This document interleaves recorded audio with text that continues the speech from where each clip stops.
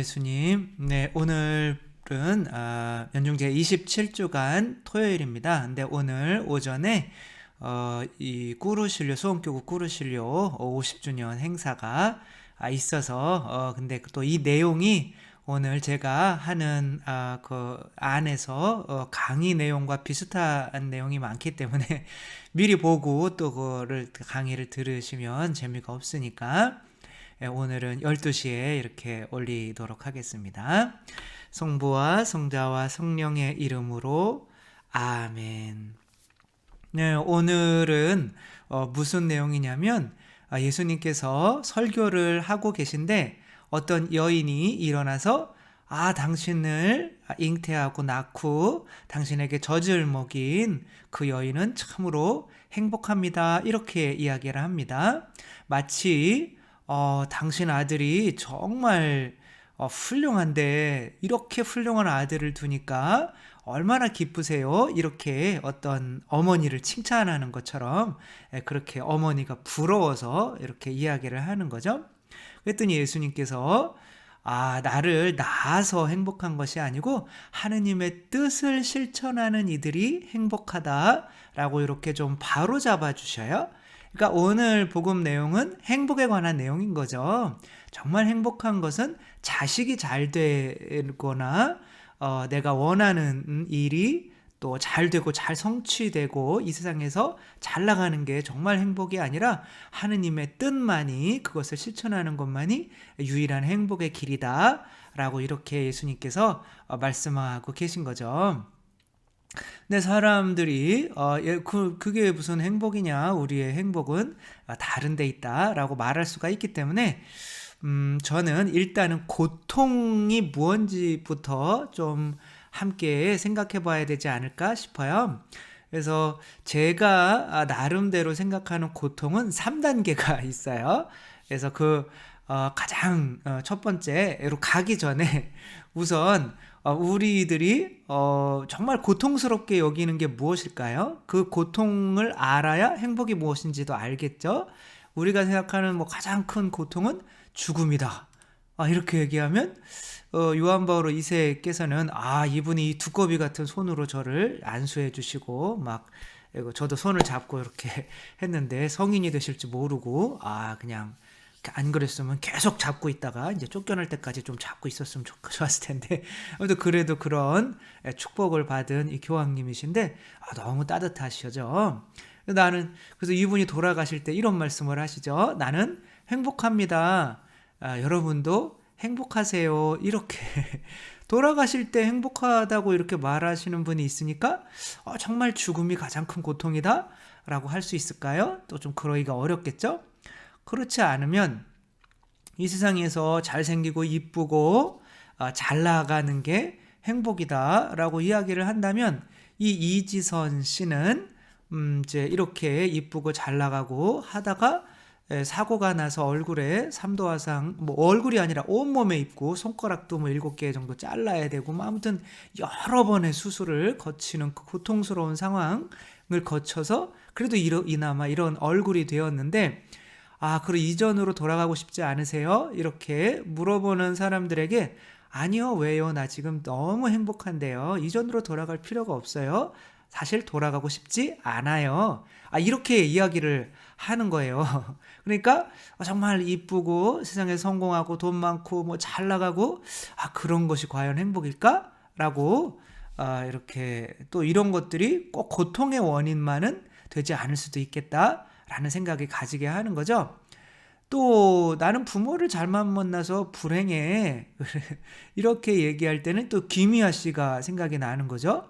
김미아 씨는 부모님한테 버려졌죠. 한쪽에 이렇게 얼굴에 이렇게 모반이 있어서 태어났는데 또 다른 쪽 얼굴에는 암이 들어서 뼈를 다 깎아내야만 했지만 이분은 부모님한테, 알지도 못하는 부모님한테, 어머니한테 낳아주셔서 감사합니다. 이렇게 이야기를 한단 말이에요.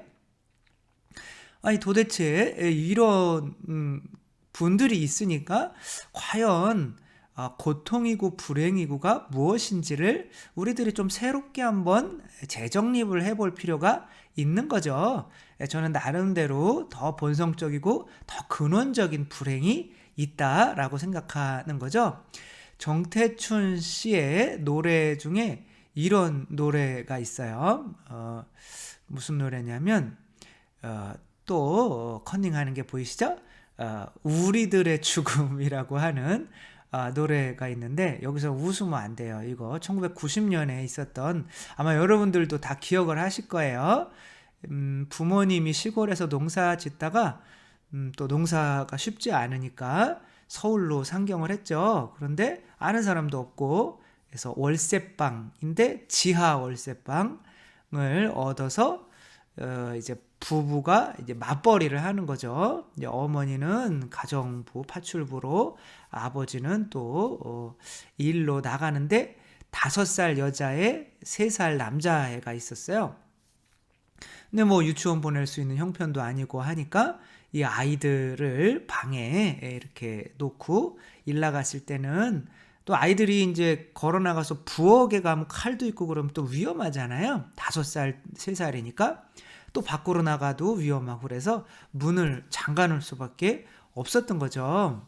근데 이제 아이들이 유일하게 할 수 있는 놀이는 불장난이었던 거죠. 그리고 방 안에 요강도 갖다 놓고, 불장난 하다가 이제 불이 옮겨 붙으니까 아이들이 당황해 하니까, 이제 불은 완전히 다 타버리지는 않았지만 아이들이 이제 밖으로 못 나와가지고 작은 아이는 이제 옷 속에 이렇게 얼굴 파묻고 있고, 큰 아이는 그냥 방바닥에 엎어져서 이렇게 죽은 사건이 있었죠. 너무 우리나라가 참 더 좀 발전을 해야 되지 않나 이런 생각을 많이 하게 하고, 또 그 부모님도 뭐 사실 어쩔 수 없는 상황이었잖아요. 그렇죠?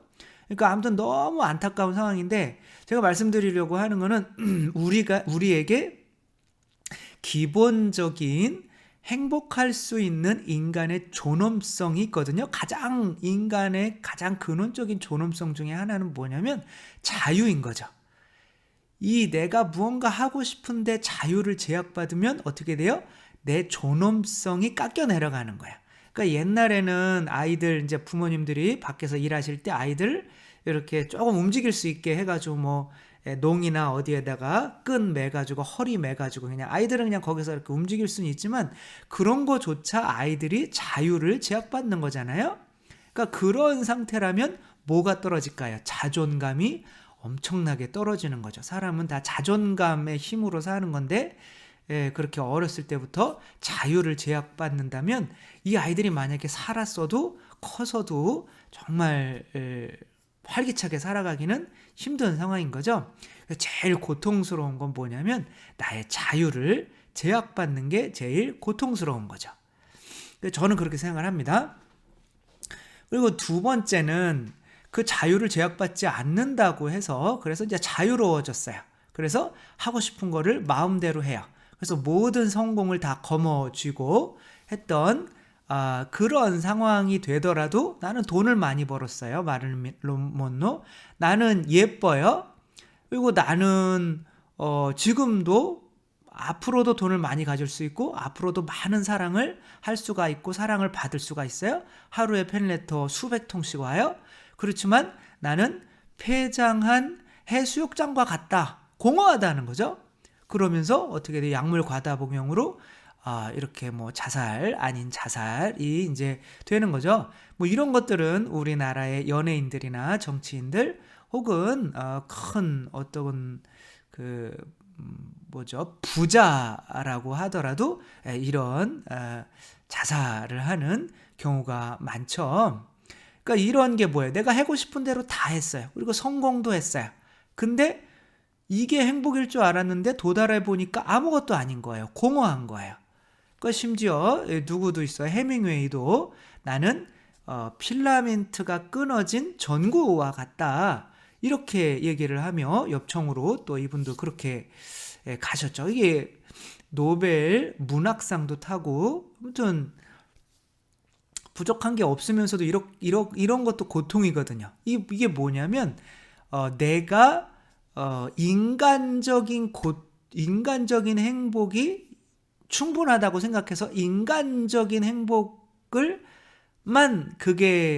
그래서 내 자신에게 뭐 하는 거예요? 노예 생활을 하는 거죠.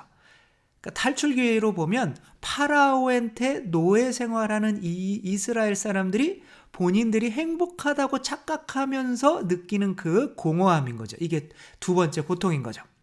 그러니까 마치 인간으로 태어났지만 짐승에게 길러졌어요. 그러니까 나는 짐승인 줄 아는 거예요. 그래서 짐승으로서 누릴 수 있는 최고의 행복을 누리는 거예요. 근데 나는 창조될 때 그거보다 더 큰 행복을 누릴 수 있도록 창조된 거죠. 그러니까 나는 다 채워졌다고 생각했는데 알고 보니까 10분의 1밖에 안 채워진 거죠.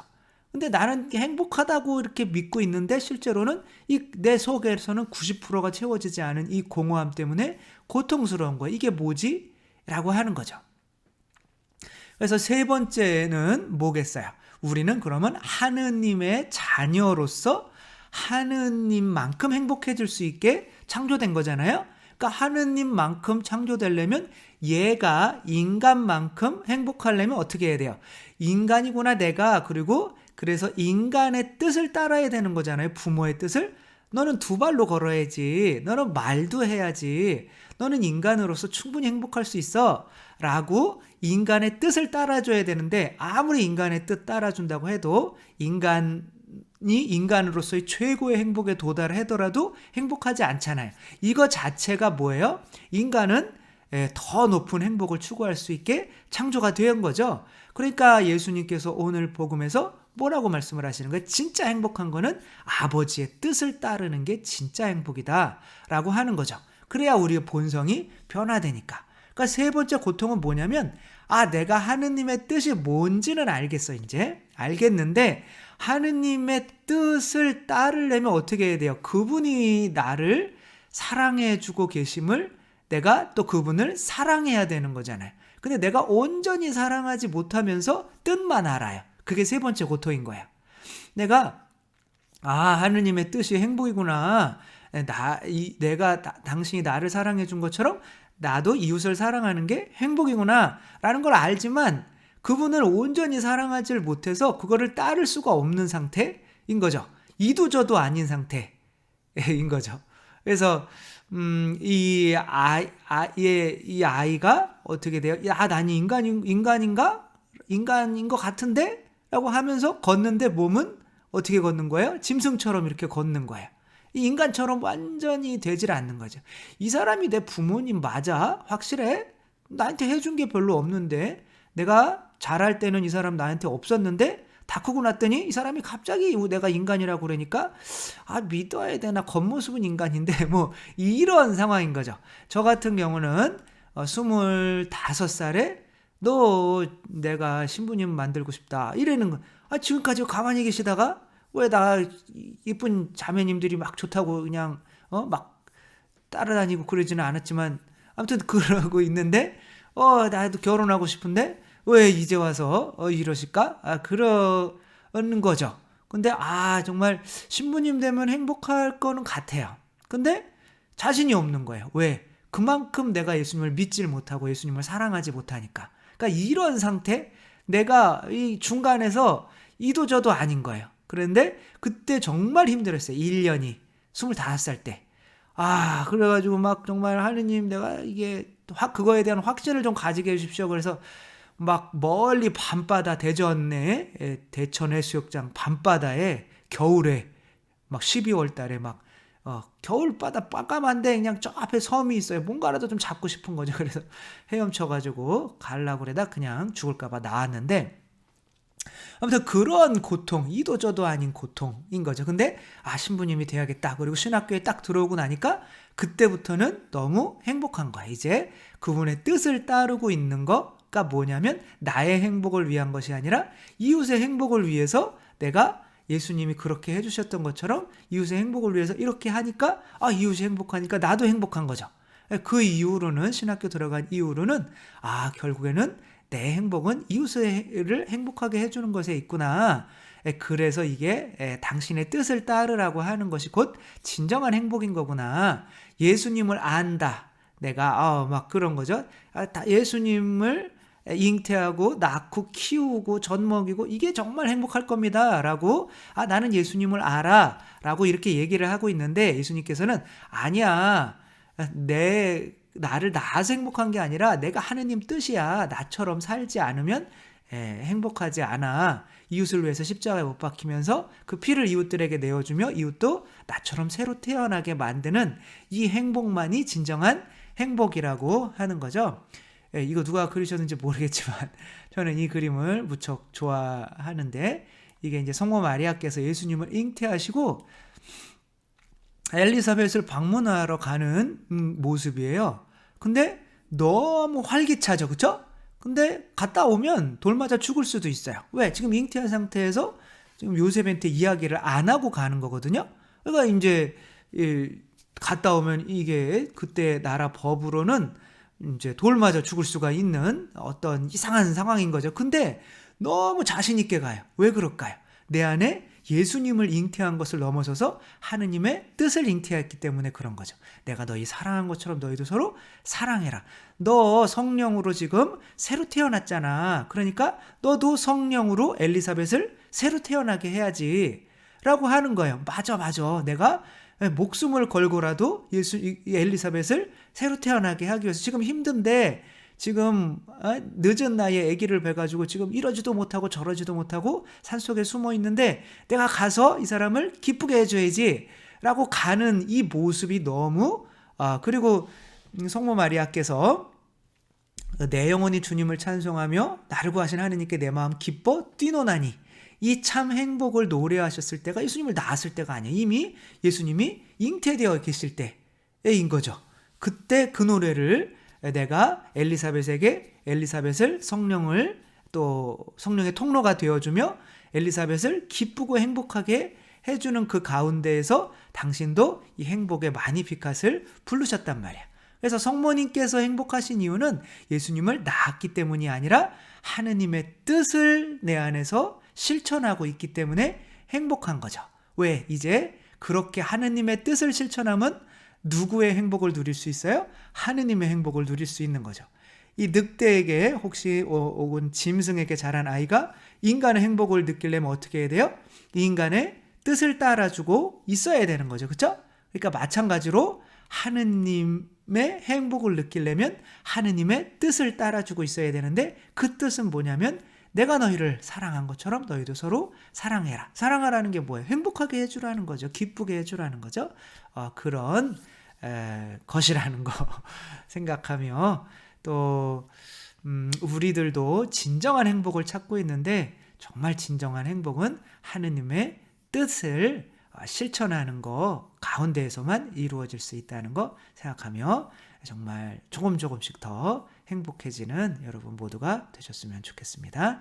주님께서 여러분과 함께 전능하신 천주 성부와 성자와 성령께서는 여기 모인 모든 이에게 축복을 내리시어 길이 머물게 하소서.